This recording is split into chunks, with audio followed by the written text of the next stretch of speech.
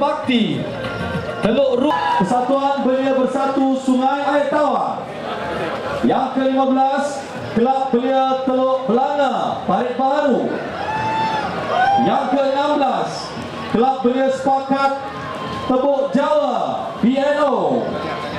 Yang ke-17 Pergerakan Pemuda UMNO Don Sabah. Yang ke-18 Pergerakan Pemuda UMNO Don Sungai Air Tawar. Yang ke-19 Pergerakan Putri UMNO Don Sungai Air Tawar. Yang ke-21 Pemuda MCA Don Sabah. Yang ke-22 Pemuda MCA Don Sungai Air Tawar. Yang ke-23 Pemuda MIC Don Sabah. Yang ke-24 Pemuda MIC Don Sungai Air Tawar. Yang ke-25 Wanita UMNO bahagian Sabak Bernam.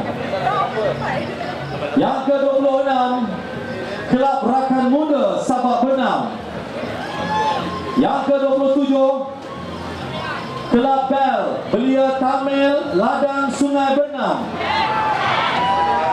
Ke-28 Gerakan Belia Bersatu Malaysia Bahan Nagoda Omar.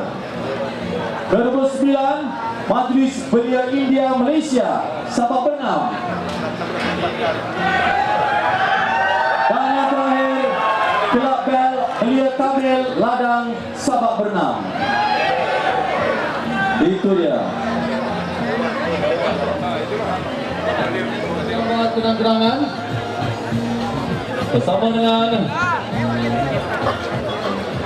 Menteri Bidang Sukan Datuk Seri Ahmad Sabri Cik, Ahli Parlimen Sabak Bernam Datuk Abdul Rahman Bakri, dan Ketua Setiausaha Kementerian Bidang Sukan Datuk Mohid Muhammad. Ya, inilah dia kenang-kenangan, inilah dia nama belia-belia yang menerima bantuan peralatan sukan bersempena dengan